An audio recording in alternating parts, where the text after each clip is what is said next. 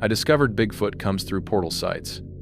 The government's kept it classified since 1995. August that year. They sent me to a remote monitoring station in Gifford-Pinchot National Forest. Fix the broken equipment, they said. The instruments weren't broken. They were recording localized magnetic distortions that shouldn't exist. Then I found the tracks, appearing mid-stride in soft ground, like something had just stepped out of nowhere. Night 6, 1:23 a.m. I watched it happen. Space folded near the basalt outcrop. Reality rippled like water. Something 9 feet tall stepped through that distortion. Massive shoulders, dark hair. It turned its head, looked directly at me for nearly a minute, then stepped back through. The fold collapsed. Just empty forest. I had sensor data, thermal footage, plaster casts of those impossible tracks. 36 hours later, 2 men in civilian clothes confiscated everything. No badges, no names. They told me I'd documented classified research.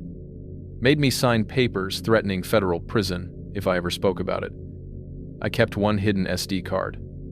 For 30 years, I've been finding more sites with identical signatures. If they're crossing through doorways we can't see, what else is out there? And why has the government been hiding this for 3 decades? My name is Dr. Raymond Kohler. I'm 73 years old, and according to 3 different oncologists, I've got maybe 4 months left. Stage 4, pancreatic cancer. The kind that doesn't respond to treatment, the kind that just keeps moving forward no matter what you throw at it. I'm telling you this because it's the only reason I'm talking at all. For 30 years, I've kept quiet about what happened in August of 1995. I signed papers, I took the reassignment. I convinced myself that some secrets are kept for good reasons, that maybe I didn't understand the full picture, that people smarter than me had made the right call. But here's the thing about dying, it clarifies your priorities real fast. The threats they made back then don't mean much when you're counting your time in weeks instead of years. I need to state this clearly. I am a scientist. Was a scientist. PhD in theoretical physics from UC Berkeley, 1979. I spent 15 years analyzing geomagnetic data for volcanic early warning systems. My job was to find patterns in electromagnetic field readings, to predict when mountains might decide to wake up and remind us how small we really are. I worked with magnetometers and seismographs and probability models. I published in peer-reviewed journals. I didn't believe in Bigfoot or UFOs or anything that couldn't be measured, tested, and replicated. That's important. You need to understand that about me before I tell you the rest. What I'm about to describe happened at a classified location in Washington State. I can tell you it was in the Gifford-Pinchot National Forest because that much was in my original contract. And because, frankly, after 30 years, I don't care anymore what corners of my non-disclosure agreement I'm violating. The specific coordinates were part of a Department of Energy volcanic monitoring network, Remote Station 7 Alpha, though I'm sure they've changed the designation by now. Probably scrubbed it entirely. The phenomena I documented there defied every principle of physics I'd spent my career studying. I'm not talking about equipment error or atmospheric anomalies or geological quirks that needed a footnote in some obscure journal. I'm talking about documented evidence, sensor data, thermal imaging, physical samples of something that shouldn't be possible according to our current understanding of how reality works. And when I reported my findings, following proper channels, doing everything by the book, 2 men showed up and made it very clear that what I'd discovered was already known. They didn't confiscate my research because I was wrong. They confiscated it because I was right, and because whatever I'd stumbled onto had been classified long before I ever set foot in that forest. The official explanation they gave my supervisor was equipment malfunction, seismic interference, magnetic anomalies from the volcanic bedrock. They decommissioned the station within a month. I was reassigned to a desk job analyzing rainfall patterns in Nevada. My career in fieldwork was over. My clearance for anything interesting was revoked. And for 30 years, I kept my mouth shut because the alternative was federal prosecution under statutes they wouldn't even name. But I kept something they don't know about. A single SD card with photographs, a personal journal written in shorthand and hidden in my old textbooks, copies distributed to people I trust, with instructions to release everything if something happens to me. I'm 73 years old and dying. They can't threaten my career anymore. They can't take away time. I don't have. So I'm going to tell you exactly what I found in that forest in 1995 and what I've spent 3 decades researching in the margins and shadows. What I'm about to describe isn't a story. It's a testimony. And it's a warning. The call came on August 23rd, 1995, Wednesday afternoon. I was in my office in Richland, Washington, going through magnetometer calibration reports when my supervisor, Paul Rehnquist, knocked on my door. He had that look supervisors get when they're about to hand you something nobody else wants to touch. "Ray, we've got a situation at 7 Alpha, he said, dropping a folder on my desk. "Equipment's been acting up for 6 weeks. Magnetic flux readings all over the place, sensors dropping offline, data that doesn't match anything geological. We need someone up there to figure out what's broken." 7 Alpha was one of about 40 remote monitoring stations scattered across the Pacific Northwest, part of sometimes 2NS, the volcanic early warning grid. Most of them were automated, just instrument arrays in weatherproof boxes, solar panels, and radio uplinks sending data back to our servers. But 7 Alpha was old enough and remote enough that it still had a small bunker for maintenance access and a contracted technician who checked on things every few weeks. "What does the tech say?" I asked, flipping through the folder. The data printouts looked wrong. Magnetic field spikes with no corresponding seismic activity. EMF readings that jumped around like the sensors were sitting next to a transformer, except the nearest power line was 40 miles away. "Says the equipment's fine," Paul said. "Says it's the location. Says there's something weird about the site." He paused. He used the phrase, "weird shit," actually, which isn't exactly technical language. I looked at the assignment sheet. 7 Alpha was in the Gifford-Pinchot National Forest, about 6 miles from the nearest Forest Service road, on something that barely qualified as a trail. 2 days minimum to assess and diagnose, maybe longer if I needed to replace hardware. It meant camping at the site, working alone except for the technician, who I'd probably see once if I was lucky. "When do I leave?" I asked. "Tomorrow morning. Glenn Hartwick's the on-site tech. He'll meet you there around noon. Station's stocked with basics, but bring your own gear. Radio communications spotty at best. I spent that evening loading my truck, portable magnetometer, EMF detector, Geiger counter in case we were dealing with radiation from the volcanic bedrock. My weather-resistant laptop, the bulky kind from the mid-90s that weighed about 10 pounds and got maybe 2 hours on battery, 35mm camera, spare film, floodlights, batteries, topographic maps, instant coffee, my field notebooks, with the graph paper I preferred for plotting data. The drive up took about 4 hours. Highway 23 to Forest, Service Road 90, then onto progressively rougher dirt roads until I reached what the maps optimistically called Trail 47B. I left my truck at the trailhead and hiked the last 2 miles, following orange survey markers nailed to trees every 100 yards or so. The forest closed in fast. Old-growth Douglas fir and western red cedar, some of them probably 300 years old. Trunks wider than my truck. The understory was dense with sword, fern, and Oregon grape, and the canopy blocked enough sunlight that it felt like late evening even though it was barely past noon. The air smelled like cedar and damp earth, and that particular green smell of deep forest where sunlight barely reaches the ground. Station 7 Alpha sat in a small clearing about 100 yards from a basalt outcrop that rose maybe 40 feet out of the forest floor. The station itself was what I expected, a low concrete bunker about the size of a garden shed, painted Forest Service brown, with a solar panel array on the roof and various sensor masts sticking up like metal weeds. The instrument array spread out from there. Seismograph housings, magnetometers in weatherproof boxes, atmospheric sensors. A man was sitting on the bunker steps, smoking a cigarette. 30s, maybe early 40s, wearing work pants and a flannel shirt that had seen better days. He stood when he saw me. "Dr. Kohler?" he asked. "That's me." "Glenn?" "Yeah." He crushed out his cigarette under his boot. "Thanks for coming up. I know it's a hike." "Part of the job," I said, dropping my pack. "Show me what we're dealing with." Glenn opened the bunker and led me inside. It was cramped, maybe 10 by 12 feet, with equipment racks along 2 walls, a small desk, a cot in the corner. Everything looked maintained, clean. Whatever was wrong, it wasn't neglect. He pulled up the data logs on the station computer. Started about 6 weeks ago. Magnetic readings spiking at night, mostly between 9 p.m. and 4 a.m. No seismic correlation. No weather correlation. Atmospheric readings, normal. It's like the sensors are picking up something that just appears. I studied the graphs. He was right. The readings were localized, sharp magnetic field distortions that spiked and then dropped back to baseline within minutes. Too fast for geological processes. Too patterned for equipment error. You said there was weird shit beyond the sensors, I prompted. Glenn lit another cigarette, which told me more than his words. Yeah, sounds at night, like knocking. Wood on wood, really loud, echoing through the trees. And tracks. What kind of tracks? He looked at me like he was measuring how much to say.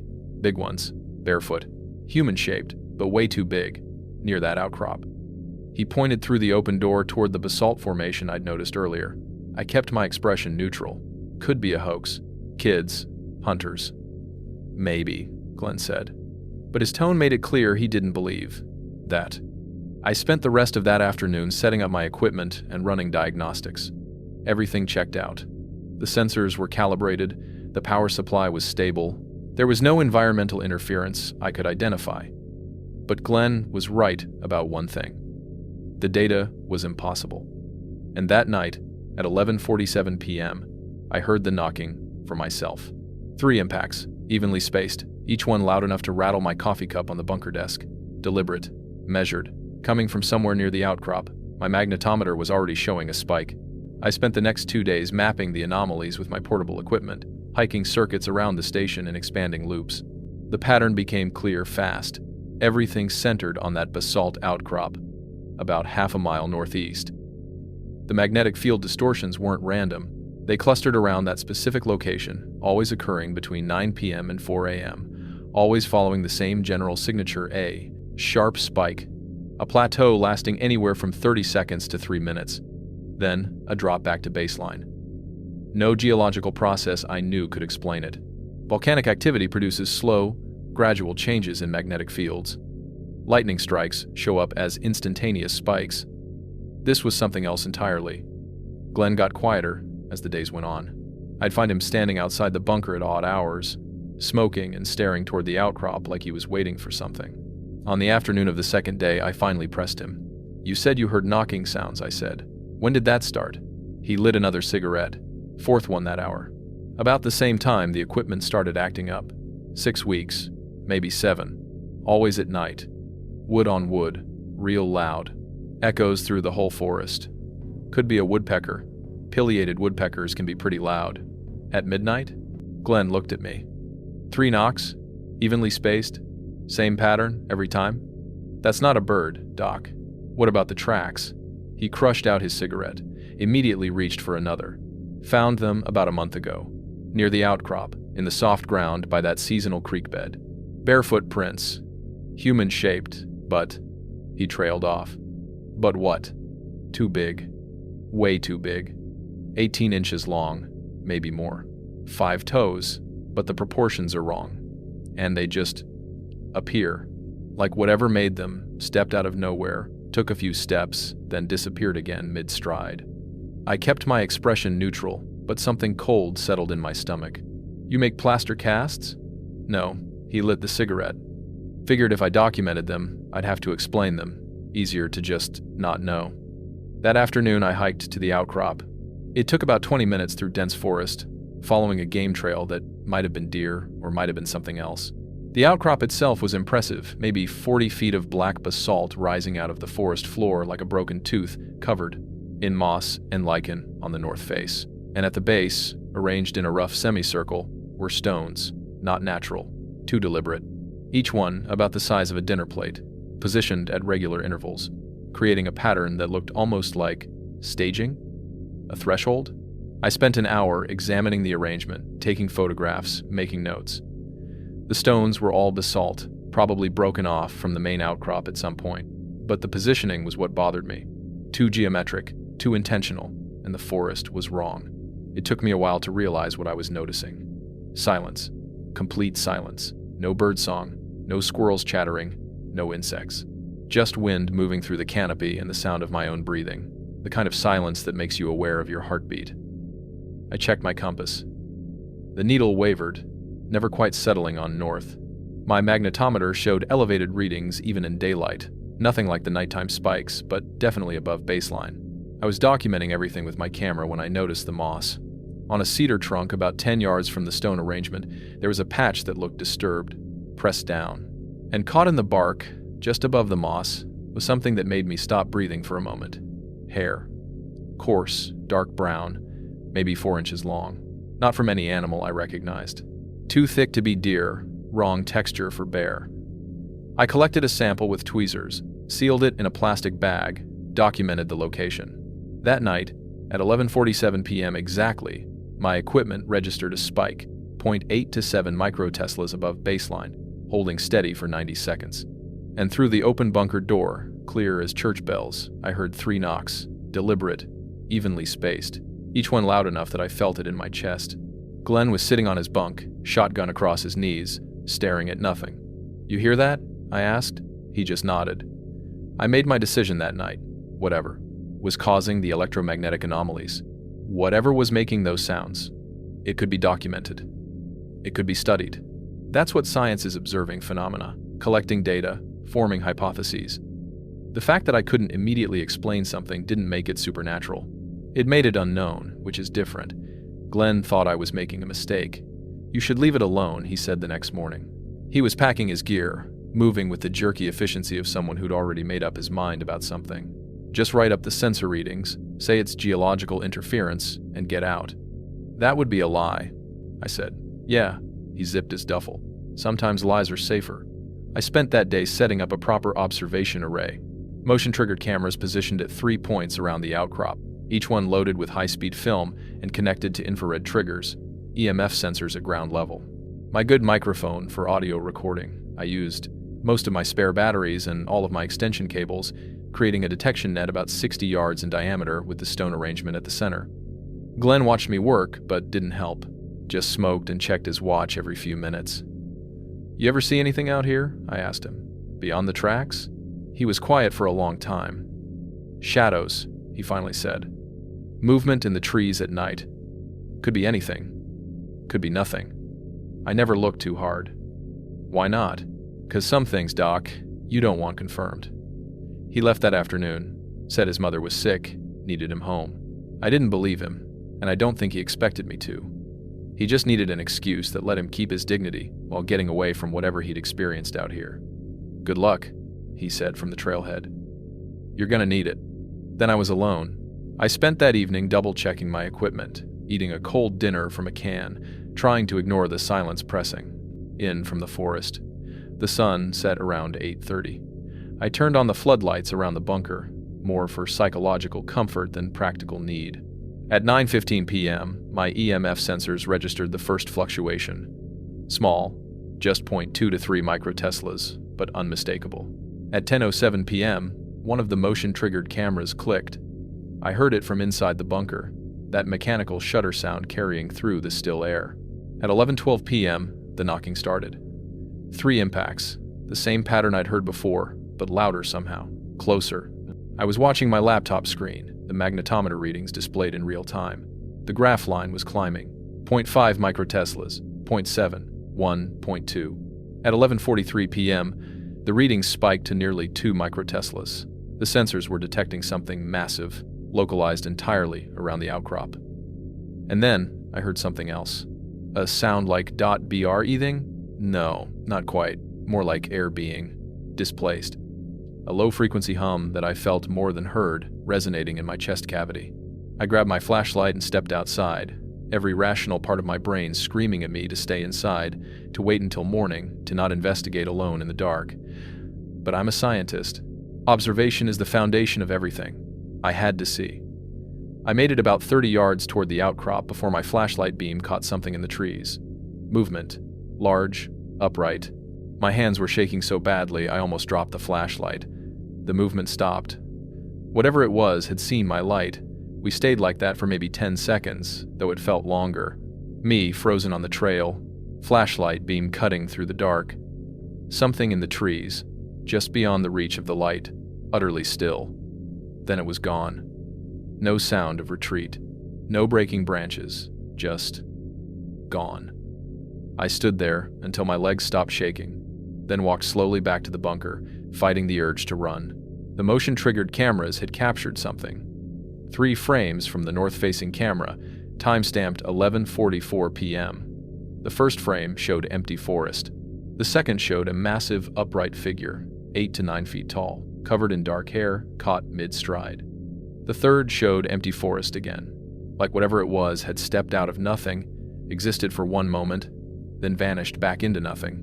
I sat in that bunker until dawn, reviewing the footage over and over, my coffee going cold beside me, trying to find the rational explanation I knew had to exist. But the EMF readings didn't lie. The spike had occurred 3 seconds before the figure appeared. 3 seconds before. Whatever I was documenting, it wasn't just an unknown animal. It was something that bent the laws of physics just by existing. Glenn left on the morning of the 4th day. I watched him hike down the trail with his duffel over one shoulder, moving fast, not looking back. His mother wasn't sick. We both knew it, but I didn't blame him. Some people know when to walk away from things that don't make sense, and maybe that's a kind of wisdom I've never had. I spent that day alone with my equipment and my data, trying to construct a framework that would hold. The problem was simple. Everything I was observing violated causality. The electromagnetic spikes preceded the appearances, 3 seconds, sometimes 5. Like the distortions were announcing what was about to happen before it happened. That's not how cause and effect work. That's not how anything works. But the data didn't lie. I made plaster casts that afternoon, hiking out to the seasonal creek bed Glenn had mentioned. Found the tracks easily enough. The ground was soft there, dark earth and decomposed needles. The prints were massive, 18 inches long, maybe 19. 5 distinct toes, a heel strike, an arch, human-shaped but scaled up beyond any human proportion, the depth told me. Weight, 300 pounds minimum, probably more. And they did exactly what Glenn had described. 4 prints in sequence, clear and deep. Then, nothing. Then 3 more prints starting 15 feet away, mid-stride, like whatever made them had simply blinked from one location to another. I took photographs from multiple angles, made detailed notes about spacing and depth, mixed my plaster and poured the casts. While I waited for them to set, I sat on a fallen log and tried to think like a scientist instead of like someone whose entire understanding of reality was coming apart. That night, the phenomena escalated. The first distortion registered at 9:42 p.m. My laptop screen showed the magnetometer reading spiking to 1.4 microteslas. The hum started, that low-frequency sound I felt more than heard, resonating in my chest. I grabbed my high-powered flashlight and stepped outside. The air felt wrong. That's the only way I can describe it. Like pressure. Before a thunderstorm, but localized, directional, coming from the outcrop. And then I saw the shimmer. It looked like heat distortion, the kind you see over hot pavement in summer. Except it was 43 degrees out, and the shimmer was vertical, maybe 8 feet tall, concentrated in the air about 20 yards from the stone arrangement. The distortion rippled and bent, making the trees behind it warp and stretch. My equipment was going crazy. The EMF detector screaming, the magnetometer graph line climbing past 2 microteslas. I stood there with my flashlight, watching space itself fold and unfold like something breathing. The shimmer lasted 90 seconds. Then it collapsed. Just stopped existing. The air returned to normal. The forest sounds that had vanished, I hadn't even noticed their absence, came back gradually. An owl called somewhere to the west. I checked my equipment. Everything had recorded it. Temperature drop of 7 degrees in the immediate area. Electromagnetic spike of 2.3 microteslas. Audio recording showed frequencies below 20 hertz, the kind human ears can't process but bodies can feel. And when I hiked out to the location the next morning, I found new tracks, fresh, deep, leading from the exact spot where the shimmer had been, walking toward the outcrop, then stopping abruptly after 6 strides. Whatever was creating these distortions, it was using them to travel, to move from somewhere else to here, or from here to somewhere else. The stone arrangement wasn't random. It was a marker, a threshold, maybe even a doorway. I spent the 5th day reviewing all my footage, organizing my samples, trying to prepare a report that wouldn't sound like I'd lost my mind. I had plaster casts showing impossible track sequences, photographs of stone arrangements that shouldn't exist naturally, thermal images of figures appearing from nowhere, audio recordings of vocalizations that matched no known animal, and electromagnetic data that suggested localized distortions of space-time. That night, I made a decision. I needed to see it happen. Not through a camera, not on a thermal readout. I needed to witness it directly, to observe with my own eyes whatever was using this location as a crossing point. I set up my observation post 60 yards from the outcrop, downwind, with clear sight lines and minimal cover that might block my view. Night vision optics, recording equipment, my notebook and flashlight, a thermos of coffee that was probably a bad idea given how much adrenaline was already in my system. The temperature dropped after sunset, mid-40s during the day, down to the 30s once full dark settled in. I put on an extra layer, checked my equipment one more time, and waited. The forest at night is never truly silent. There's always something wind in the canopy, small animals moving through undergrowth, the creak of trees settling. But around 11 p.m., it all stopped. Complete silence, like someone had hit a mute button on the world. My hands were shaking, not from cold. The hum started at 1:17 a.m. Low, subsonic, felt more in bone than heard in air. My equipment registered it immediately, frequencies below 15 hertz, steady and rhythmic like a heartbeat. And then, at 1:23 a.m. exactly, I watched reality break. I'm 73 years old now. I've had 3 decades to process what I saw that night, to question my memory, to wonder if exhaustion or isolation or equipment malfunction created some kind of elaborate hallucination. But I know what I witnessed. I know what my equipment recorded, and I know that what I'm about to describe actually happened, whether it fits our understanding of physics or not. The distortion started as a point, not a shimmer this time, but something more solid, more real. A spot in space about 6 feet off the ground, where the air looked compressed, folded in on itself, through my night vision optics. It appeared as a dark spot surrounded by a halo of distorted light, like looking through the bottom of a glass bottle. The hum intensified. I felt it in my chest, my jaw, my teeth. The pressure change was immediate and physical. My ears popped like I'd changed altitude. The fold widened. That's the only word I have for it.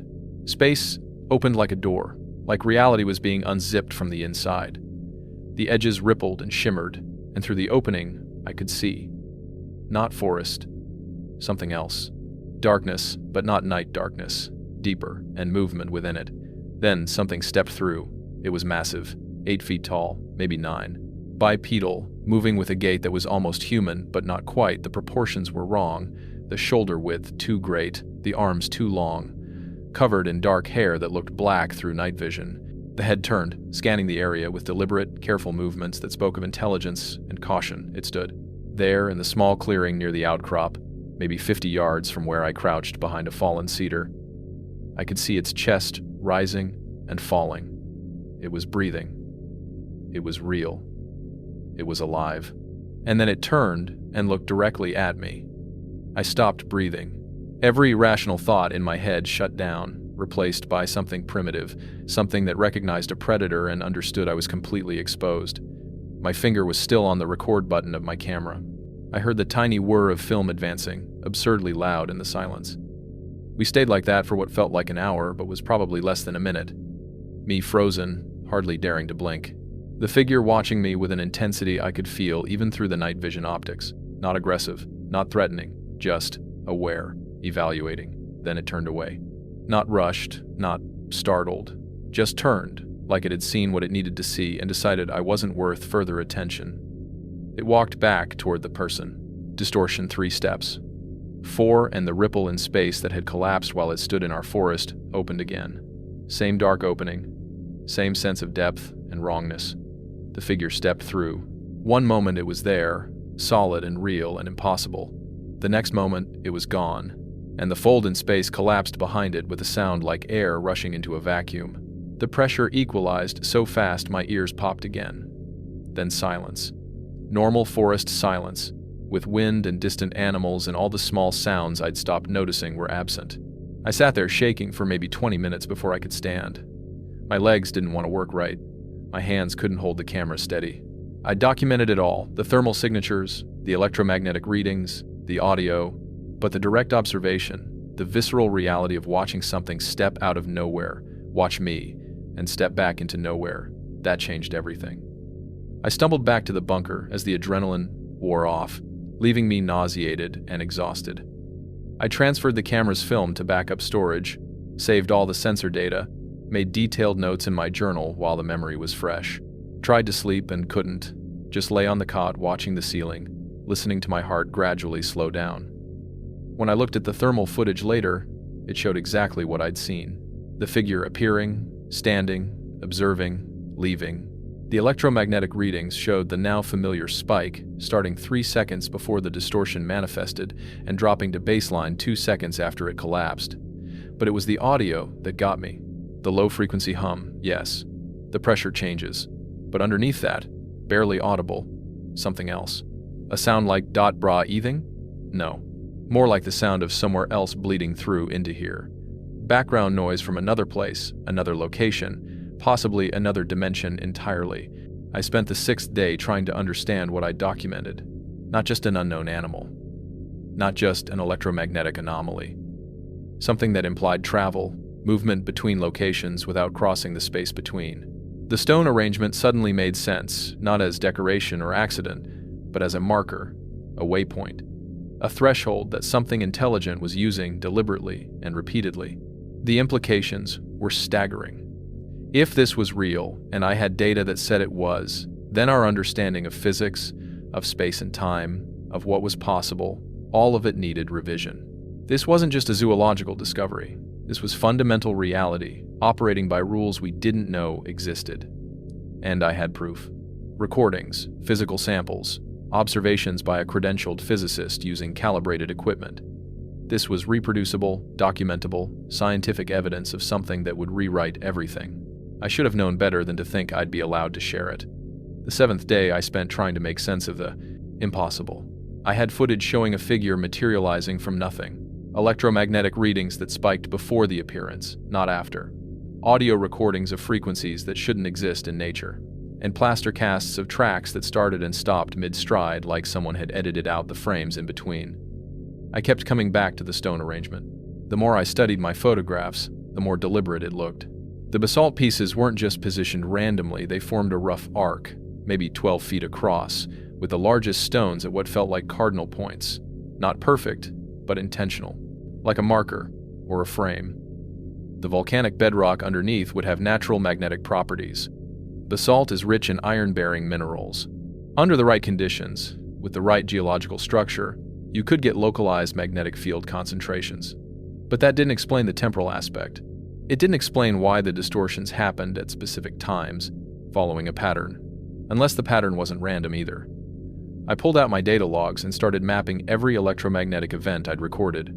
19 separate incidents over 7 days, all occurring between 9 p.m. and 4 a.m.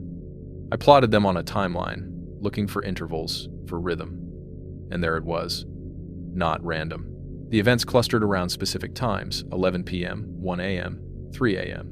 Windows of activity separated by roughly 2-hour intervals. Like a schedule, like something opening and closing on a predictable cycle. That changed everything. Random geological anomalies don't follow schedules. Random animals don't appear according to timetables. But travelers do. Commuters do. Things moving between locations with purpose and regularity. I spent the afternoon at the outcrop, examining the stone arrangement more carefully. The pieces were weathered, covered in lichen. But the positioning showed clear signs of maintenance. Smaller stones tucked into gaps, keeping the larger pieces stable. Moss cleared away from certain surfaces. This wasn't ancient, this was active, and underneath, I found something that made my hands shake. Scratches in the exposed bedrock. Not erosion, not natural weathering. Marks. Deliberate grooves carved into the stone in patterns that looked almost like writing? No, not writing. More like circuit traces. Lines connecting specific points, creating pathways through the rock. I photographed everything, measured the angles, tried to understand the geometry. The patterns converged at the center of the arc, right where I'd seen the distortion manifest, right where space had folded and something had stepped through. That night, I tried something different. Instead of just observing, I decided to attempt communication. I left objects near the outcrop, a small mirror, my backup flashlight, a pocket knife. Simple tools, things that would indicate intelligence and peaceful intent. I positioned them carefully within, to the stone arc and retreated to my observation post. The first distortion happened at 11:03 p.m.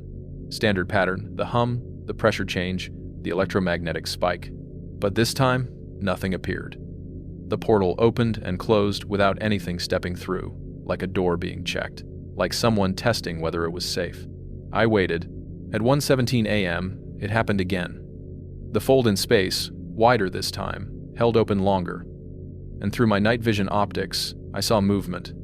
Not the large figure from before, something smaller, more cautious. It stayed mostly within the distortion, like it was observing from the threshold without fully committing to crossing. Then it reached through. An arm, impossibly long, covered in dark hair. A hand with 5 fingers that looked almost human except for the proportions. It picked up the mirror, turned it, examining its reflection in the faint moonlight. The hand set the mirror down carefully, then reached for the flashlight, and withdrew back through the portal, taking the flashlight with it. The distortion collapsed. I sat there in the dark, my heart hammering, realizing what I just witnessed. Not just an unknown creature, not just a physical anomaly. Intelligence, communication, trade. I found the response on the 8th morning. The mirror was still there, but it had been moved about 30 yards from where I'd left it. And it hadn't just been moved, it had been placed, carefully positioned atop a cairn of stones that definitely hadn't been there the night before. The cairn was maybe 3 feet high, stones stacked in a spiral pattern that defied casual explanation. Each piece balanced precisely, the whole structure forming a shape that looked almost organic, deliberate, artistic, even. And surrounding it, at regular intervals, were prints.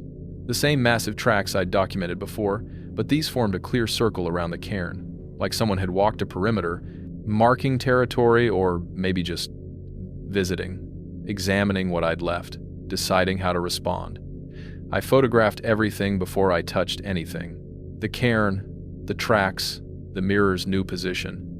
Then I carefully examined the area around it. That's when I found the hair. A tuft of coarse fibers caught on cedar bark about 7 feet off the ground, right at the edge of the clearing. Dark brown, almost black.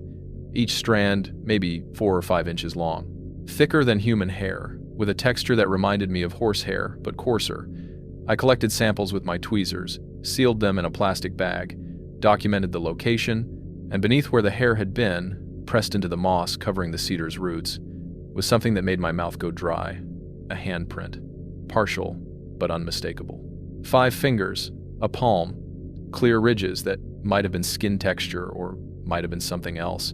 The proportions were wrong for human. The palm was easily 10 inches wide, the fingers too long, the thumb offset at an angle that suggested a different range of motion. I took measurements, made sketches, photographed it from every angle. The print was fresh, probably from the night before. The moss was still compressed, hadn't had time to spring back. That night I tried again. Left more objects, a small hand mirror, a multi-tool, a LED keychain light. Positioned them within the stone arc and waited. The portal opened at 11:32 p.m. Same electromagnetic signature, same low hum, same pressure change. And this time, the figure that stepped through was the one I'd seen before. 8 feet tall, massive shoulders, moving with that almost human but not quite human gait. It approached my offering slowly, cautiously, picked up each object, examined it, set it down. The LED light seemed to fascinate it. I watched through my night vision as it pressed the button repeatedly, studying the beam, pointing it at different surfaces. Then it did something I wasn't prepared for. It turned toward my observation post and vocalized, a low-frequency sound, resonant and complex, that I felt in my chest more than heard with my ears.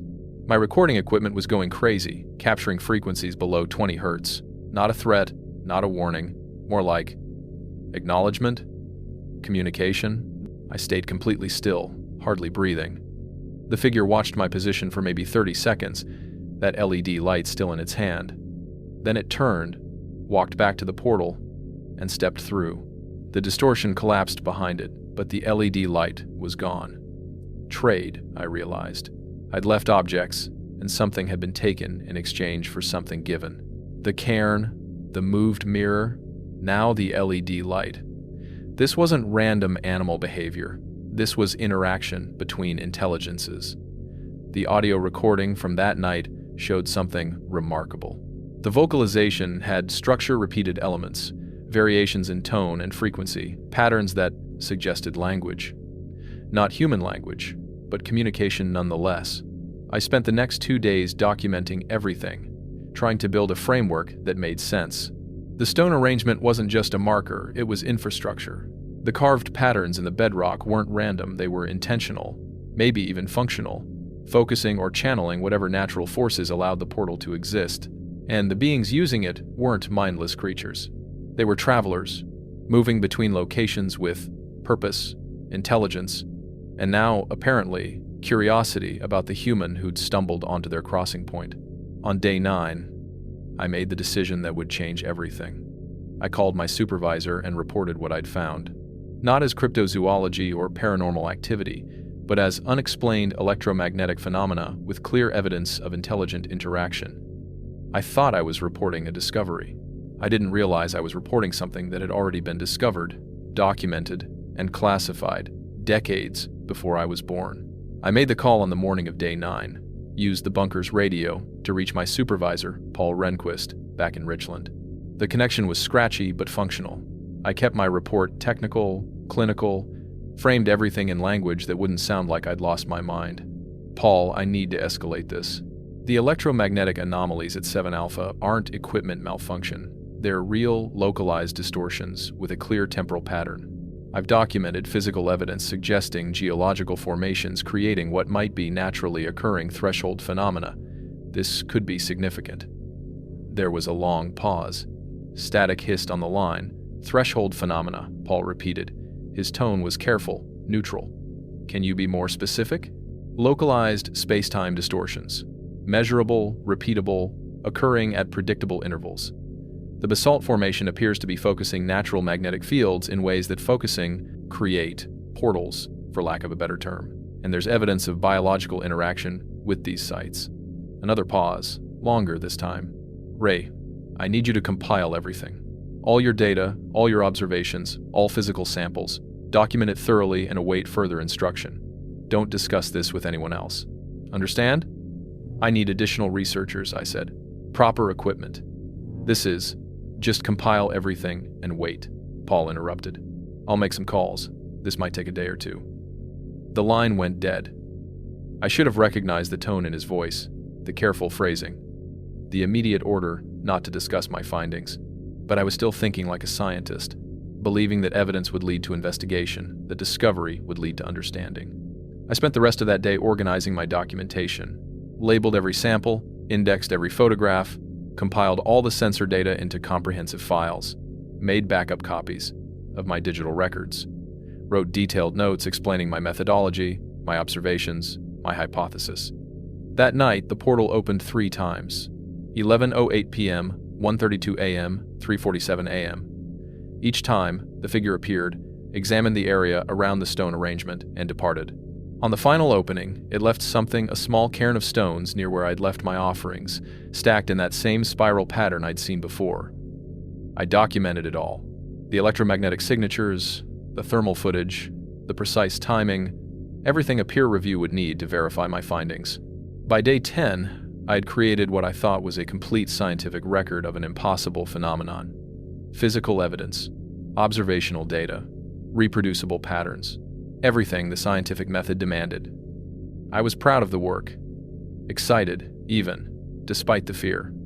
This was paradigm-shifting research. This was the kind of discovery that redefined what we thought we knew about reality. I radioed Paul again that afternoon. Everything's compiled and ready. When should I expect the additional team? Soon, Paul said. His voice sounded strained. Just sit tight, Ray. Don't leave the station. Don't discuss this on open channels. Paul, is something wrong? Just wait, he said. Someone will be there soon. The line went dead again. I spent that evening reviewing my footage one more time, making final adjustments to my report. The sun set around 8:30. I made coffee, settled in for another night of observation. At 9:43 p.m., I heard vehicles on the access road. Unusual, the road was barely maintained, mostly used by Forest Service during fire season. I stepped outside, flashlight in hand. 2 black SUVs came up the trail, moving slowly over the rough terrain. government plates, tinted windows. They parked near the bunker, and 4 men got out, 2 in civilian clothes, dark suits, completely inappropriate for wilderness, 2 in tactical gear, hands near their sidearms. The lead man in the suit approached me, mid-40s, short gray hair, cold eyes that assessed me like I was a specimen. No badge, no identification, just authority radiating from every movement. "Dr. Kohler," he said, "not a question. We need to talk about your work here." That's when I knew, not additional researchers, not peer review, not scientific investigation, containment. They didn't waste time with pleasantries. The lead investigator, I never got his name, never saw credentials, walked straight into the bunker like he owned it. His partner followed, carrying a metal briefcase. The 2 tactical guys stayed outside, watching the perimeter. "Dr. Kohler, I need you to understand something clearly," the lead investigator said. His voice was neutral, clinical, like he was reading from a script he delivered many times before. "The phenomena you've documented at this location intersect with ongoing classified research under national security protocols. Your findings are now subject to immediate reclassification." "What research?" I asked. "What classification?" "Information you don't have clearance for and won't be briefed on." He opened the briefcase his partner had set on the desk. Inside were documents, forms, equipment, inventory sheets. "We're here to secure all materials related to your investigation. Equipment, data, samples, notes, photographs, everything. You can't just..." "We can, and we are." He pulled out a document, set it in front of me. "This is an expanded non-disclosure agreement. It supersedes your existing employment contract and carries federal enforcement provisions. You will not discuss any aspect of your work here with anyone, ever. Not colleagues, not family, not in published research. Violation constitutes a breach of national security under statutes that carry criminal penalties, including federal prosecution." I stared at the document. Dense, legal language.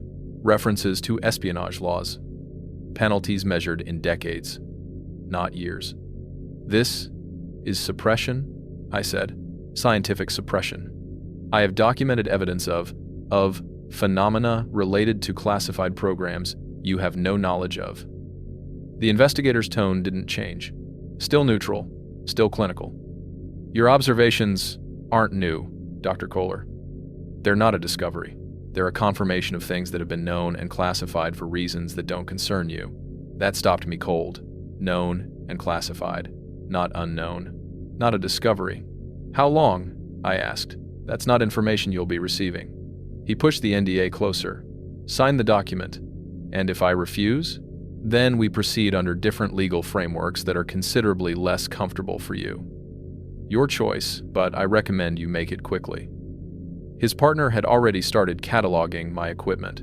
Methodical, efficient, like he'd done this before. Unplugging sensors, bagging samples, collecting my labeled photographs. "The plaster casts," I said. "The hair samples, the electromagnetic data. All of it proves that you documented a known phenomenon in a classified location," the investigator interrupted, "which is why this conversation is happening. Sign the document, Dr. Kohler." I looked at 30 years of career, at everything I'd worked for, at the choice between silence and federal prison. I signed. The investigator witnessed the signature, dated it, filed it in his briefcase. Then he handed me a business card with just a phone number, no name, no agency. "If you experience any contact attempts related to this matter, journalists, researchers, anyone asking questions about your time here, you call that number immediately. Don't engage, don't explain. Just call." They spent the next 3 hours dismantling everything. Took every piece of equipment, every record, every sample. Searched the bunker thoroughly, found my backup copies, took those too. Even confiscated my personal notebooks, the ones with my handwritten observations. "Your supervisor will provide official explanation tomorrow," the investigator said as they prepared to leave. "Equipment malfunction caused by seismic activity, station decommissioned. You'll be reassigned to different duties. Accept the explanation. Don't question it. Don't discuss alternatives." "What about the portal?" I asked. "What about the beings using it?" He looked at me for a long moment. Something in his eyes, not sympathy, exactly, but maybe recognition. like he understood what it cost to keep secrets about things that rewrote reality. "Not your concern anymore," he said. Then they were gone. Vehicles disappearing down the access road, taking everything with them. I stood in the empty bunker, surrounded by bare equipment racks and disconnected cables. Everything I'd documented, everything I'd proven, gone. 3 days later, Paul called with the official explanation: seismic interference, unusual magnetic anomalies from volcanic bedrock, equipment malfunction, Station 7 Alpha decommissioned, data unreliable, findings dismissed. My reassignment came through the following week: desk job in Richland, data analysis, rainfall patterns in Nevada, nothing that mattered. Nothing that would let me anywhere near fieldwork or classified locations again. I'd been silenced. Not because I was wrong, but because I was right, and the truth was already known, already classified, already buried under layers of national security that I would never penetrate. For 30 years, I kept that silence. Watched my career stagnate, questioned my own memory. Wondered if maybe they were right, maybe it was better not to know. Maybe some secrets existed for good reasons. But I never forgot what I saw, and I never stopped asking why. The years after 1995 blurred together in ways I'm not proud of. I took the desk job, analyzed data that didn't matter, went through the motions. Married a woman named Beth in '98. We met at a conference, bonded over shared academic backgrounds, got married too fast because we were both lonely and thought that was enough. It wasn't. We divorced in 2003. She said I was distant, distracted, like part of me was always somewhere else. She was right. Part of me never left that forest, never stopped seeing that figure step through folded space, never stopped wondering what I'd documented and what they'd taken from me. I moved into private sector consulting, environmental impact assessments, geological surveys for construction projects, safe, boring work that kept me away from anything classified, anything that might trigger the wrong kind of attention. I convinced myself I'd imagined it. Stress-induced hallucination. Equipment error I'd misinterpreted. Anything that let me sleep at night. Then, in 2008, I experienced it again. I was hiking in the Cascade Range, just a weekend trip to clear my head. Solo camping near Snoqualmie Pass, miles from the nearest road. Late afternoon, I was following an old game trail when I felt that pressure change, that sense of wrongness in the air. My ears popped, the forest went silent, and I heard the hum. Low frequency, subsonic, felt more than heard. Exactly like 1995. I froze, my heart hammering. 13 years later, and my body remembered that sound, recognized what it meant. Through the trees, maybe 50 yards ahead, I saw movement. A shimmer in the air, that heat distortion effect in 40-degree weather. And through it, just for a moment, a figure. Massive, upright, covered in dark hair. It took 2 steps, turned its head like it was scanning the area, then vanished mid-stride. Blinked out of existence like someone had flipped a switch. The hum stopped. The pressure equalized. Forest sounds gradually returned. I stood there shaking, realizing what this meant. It wasn't isolated to Station 7 Alpha. It wasn't a single phenomenon. These portal sites, whatever they were, however they worked, existed in multiple locations, and the beings using them were still traveling, still moving through our wilderness, still existing in the margins we'd chosen not to see. That night, I started a new journal, hidden this time, kept at home in a locked drawer, written in the shorthand I'd learned for note-taking in graduate school. I documented everything I remembered from '95. Every detail, every measurement, every observation. Then I started researching Bigfoot sightings. I read hundreds of reports, looking for patterns, and I found them. Sightings clustered in specific locations, areas with volcanic rock, quartz deposits, geological fault lines, the same features I'd seen at Station 7 Alpha. Temporal clustering, too, reports from the same areas, separated by weeks or months, then nothing for years, then a flurry of new sightings.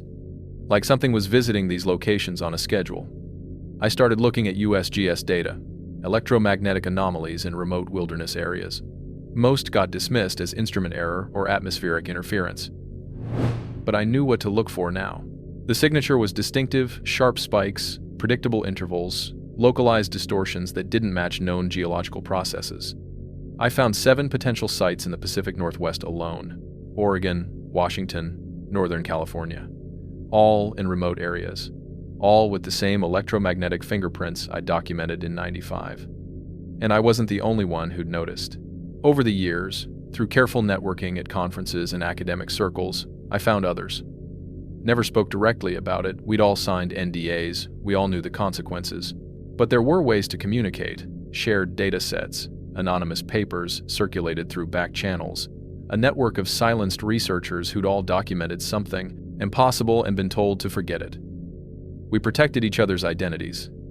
Never named names, never left trails, but we shared information, compared notes, built a composite picture of something the government had been tracking and suppressing for decades.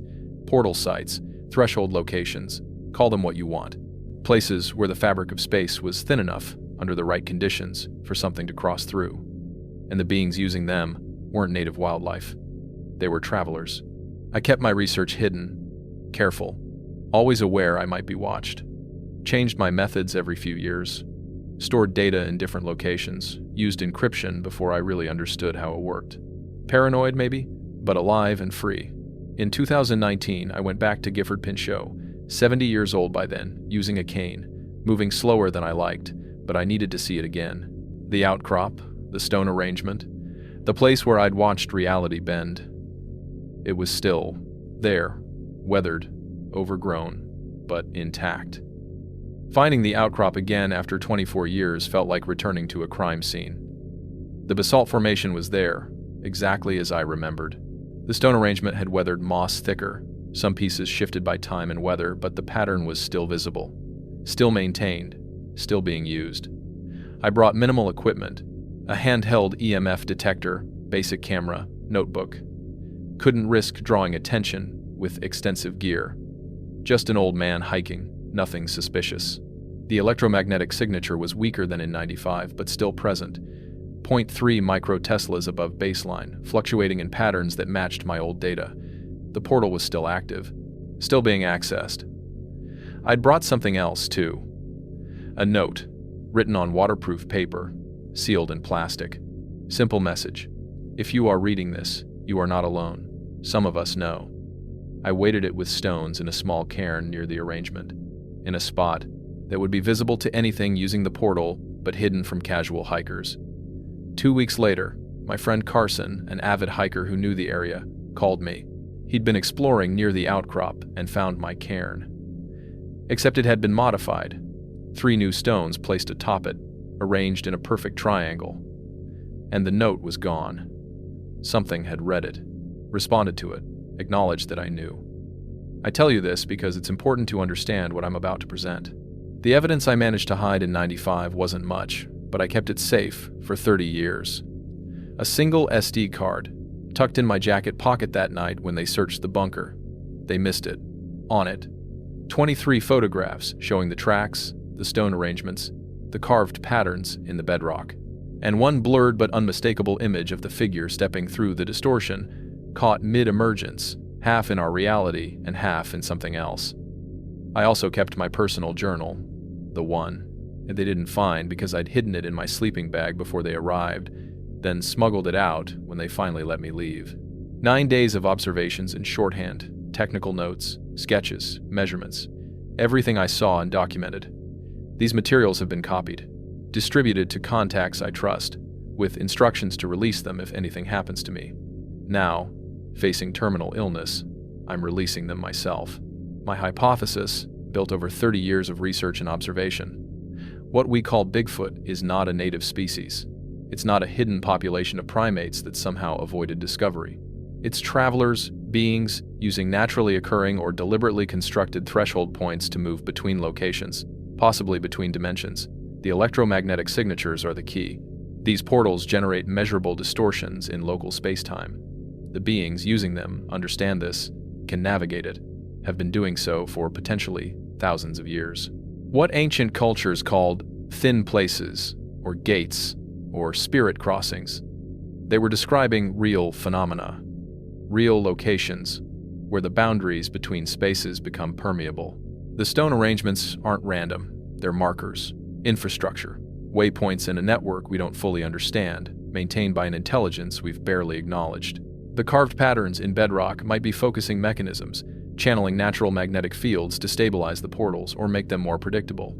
And the government has known for decades, maybe longer.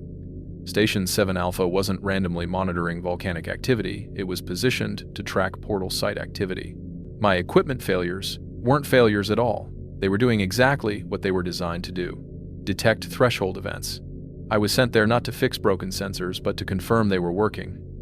When I reported my findings, I wasn't discovering something new. I was discovering something classified, something they'd been tracking and suppressing since at least the Cold War, possibly earlier. Why suppress it? Not to prevent panic, but because acknowledging these portals, these travelers, opens questions authorities can't answer. Questions about sovereignty, who controls access to crossing points. Questions about security, can we monitor or restrict their use? Questions about the fundamental nature of reality, if space can be folded and traversed. What else don't we understand? Easier to classify it, bury it, silence the witnesses, and pretend it doesn't exist. Let people believe in Bigfoot as folklore, as cryptozoology, as anything except what it actually represents. Evidence that our wilderness is shared with visitors whose origins and intentions remain completely unknown. The photograph I kept, the one showing the figure mid-emergence, is blurred but clear enough. You can see the distortion around it, the way space bends and ripples. You can see it's not fully solid, not quite here yet. Caught between wherever it came from and where it's going. I've studied that image for 30 years, and I still can't tell you where it came from or why it travels. I can only tell you it's real, and we're not alone, and some boundaries are more permeable than we've been allowed to know. Over 3 decades, I identified at least 7 potential portal sites across the Pacific Northwest.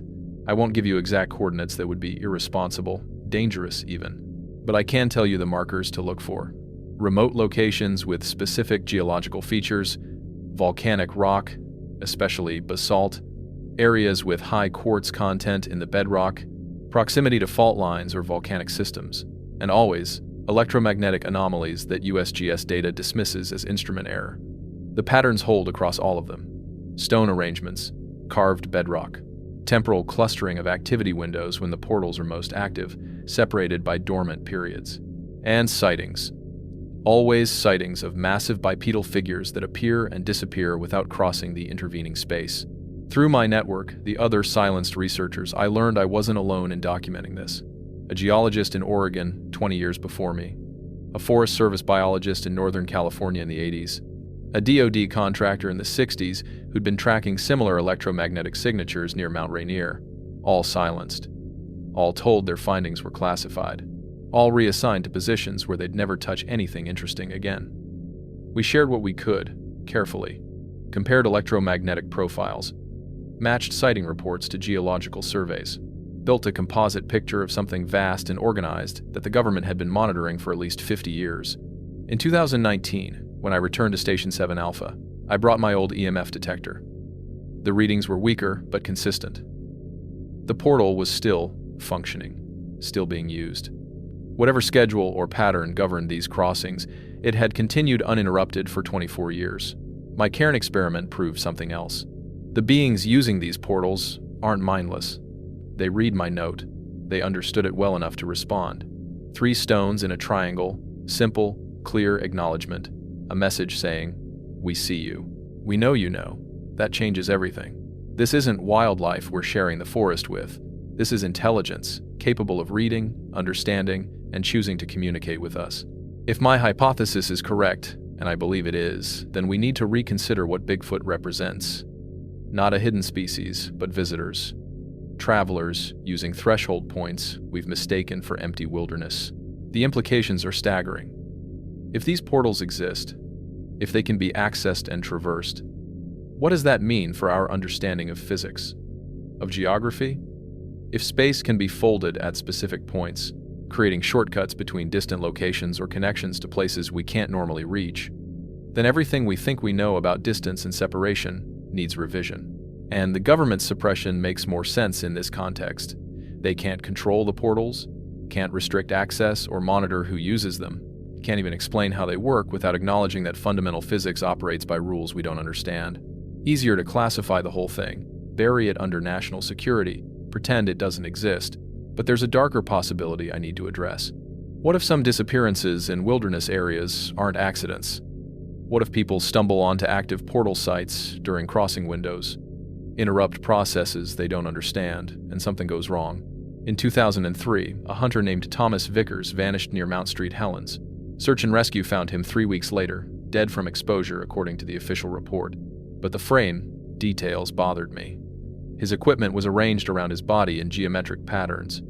His rifle had been fired, all rounds expended, but no blood, no evidence of what he'd been shooting at. And the area where they found him showed the same electromagnetic anomalies I'd documented. Official cause: exposure, disorientation, hypothermia. But I wonder, what did Thomas Vickers see? What did he interrupt? Did he stumble onto an active portal and witness something that terrified him into firing blindly into the forest? We'll never know. The case was closed, the patterns dismissed. Just another tragedy in dangerous wilderness. But I think about him sometimes, about how many others might have encountered these portals, these travelers, and paid a price for being in the wrong place at the wrong time. I'm 73 years old and dying. The oncologists give me weeks, maybe a month if I'm lucky. The pain is manageable for now, but that won't last. I've made my peace with it. What I haven't made peace with is 30 years of silence about something that matters. So here's what I'm telling you. If you're hiking in remote wilderness and you experience certain things, sudden, complete silence in the forest, pressure changes that make your ears pop, low-frequency hums you feel more than hear, or that overwhelming sense of being watched by something vast and intelligent, leave immediately. Don't investigate. Don't try to document it. Don't stay to see what happens next. Just leave. These threshold sites, these portal locations, they're still active, still being used, and whatever is using them has been doing so long before we arrived and will continue long after we're gone. We don't understand their purposes, their schedules, their rules. We're tourists stumbling through territory that belongs to something else. I have one final piece of evidence. In 2023, I placed an automated trail camera near the original outcrop at Station 7 Alpha. Motion-triggered, infrared-capable, hidden in weatherproof housing. I retrieved it 6 months later. Most frames showed nothing. Empty forest, deer, a black bear passing through. But one frame, time-stamped at 2:17 a.m. on October 9th, shows something different. A figure standing beside the outcrop. 8 to 9 feet tall, massive shoulders, one arm raised. The hand is open, palm facing the camera. Not threatening, almost like acknowledgement or warning. And behind the figure, space itself seems wrong. Bent, shimmering. The trees in the background are distorted, stretched, like I'm looking through curved glass. The electromagnetic signature that night registered 2.7 microteslas, the highest reading I've ever documented. I violated my NDA, released evidence I was ordered to destroy, made peace with whatever consequences follow. Federal prosecution doesn't scare me anymore. I'll be dead before any trial concludes. The truth matters more than my remaining time. Whatever uses these portals is still out there, still moving through our forests. We deserve to know we're not alone. We deserve to understand that some boundaries in our world are more permeable than we've been allowed to believe. And we deserve to know that crossing those boundaries deliberately or accidentally carries risks we can't fully comprehend. I've told you what I know. What you do with it is your choice. But if you find yourself in deep wilderness and feel that pressure change, hear that hum, see space itself start to fold. Don't stay to find out what comes through. Just run.